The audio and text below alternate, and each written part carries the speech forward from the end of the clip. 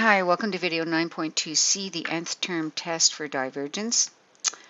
So I'm saying that this is the first divergence test you should try. That's assuming you've already checked that it's not a special series like the geometric series. But once we learn all of our tests, this will be the one you'll want to try first, and it'll be the one you'll forget to try first. It's the nth term test for divergence. Now, this is the book's version of it. It says that if the summation from n goes from 1 to infinity of an converges, then the limit as n goes to infinity of an is equal to 0. That's starting with the hypothesis that the series is convergent, which is what we're trying to prove. So if you remember, whenever a theorem, whenever a statement is true, its contrapositive is also true. And the contrapositive is when you switch the order of the if and then and negate them.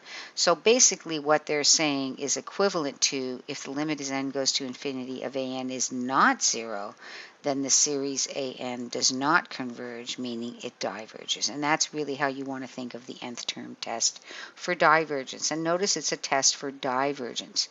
So if the limit as n goes to infinity of an is not 0, then the series summation an diverges. Now, if it does equal 0, that limit, there is no conclusion. It might diverge, it might converge. You're going to have to use another test. And so here's an example. In this particular case, you have the series or the sequence 1, 1/2, 1/3, 1/4. The limit as n goes to infinity of an. As you can see, as we keep going down this list, we're getting closer and closer to 0. But this series diverges, and we talked about that before. Whereas this series here, 1, 1/2, 1/4, 1/8, in this particular case, the limit as n goes to infinity of an still is 0 here, but this particular series converges, and that one we have talked about because that was the one where it's a geometric series. So even though you have the limit as n goes to infinity of an, as n goes to infinity of an does equal 0, but this series is convergent because it's geometric, and the absolute value of r is less than 1.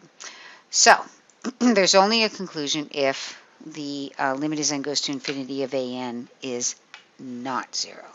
Then you know it is divergent. Otherwise, you'll have to try another test. So, and I'll keep reminding you of this no matter what series they give you. Write out the first few terms, especially for geometric. Make sure you know what the first term is. So right now we only have 3 ways to determine whether a series is convergent or divergent. We have, if it's a geometric series, all we have to do is look at the r.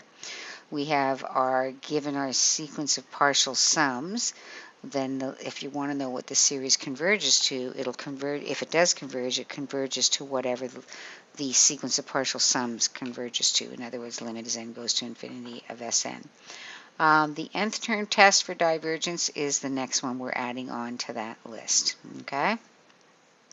Now, so here's number 14.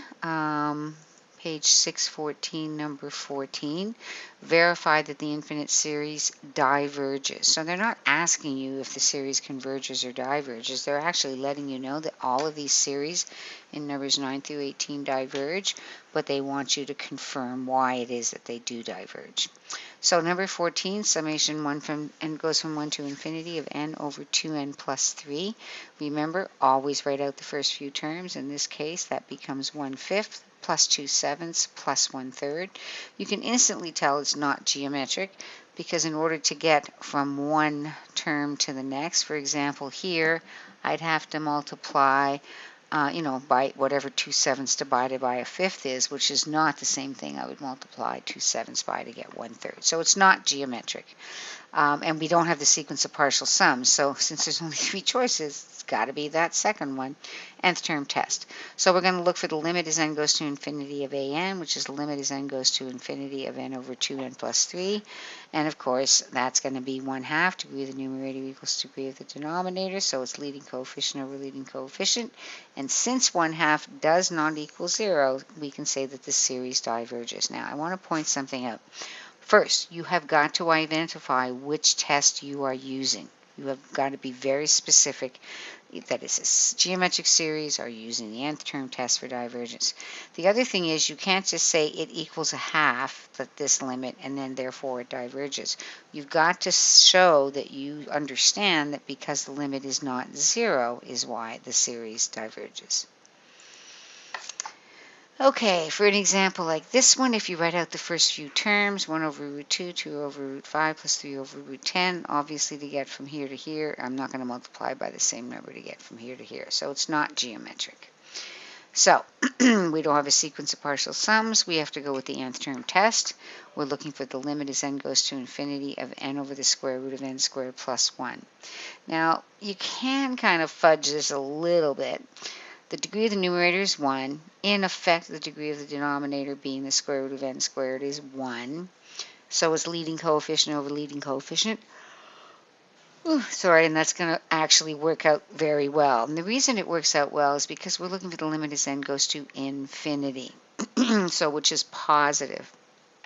And that's why I have this up here to remind you that the square root of x squared in effect is equal to the absolute value of x, because it's x when x is positive or 0, negative x when x is negative. But since our n's are, the domain is 1, 2, 3, etc., we won't have to worry about that. But this is the long convoluted way to get that answer of 1, which is to multiply top and bottom by 1 over n to the highest exponent. Well, here the degree is 1. In effect, the degree is 1 down here. So obviously I have to multiply by a square root here, so I can't simplify otherwise. So instead of 1 over n, I'm multiplying by 1 over the square root of n squared. And in the numerator, because n is going to infinity, the square root of n squared is positive n. Then you multiply through on the top, you get a 1. Multiply through on the bottom, you'll get square root of 1 plus 1 over n squared. Remember, as n goes to infinity, 1 over n squared goes to 0, and you end up with 1. Now, since that limit does not equal 0, then we say that the series an diverges by the nth term test. So again, you have to tell them what test you're using. So here's a summary so far of what we know.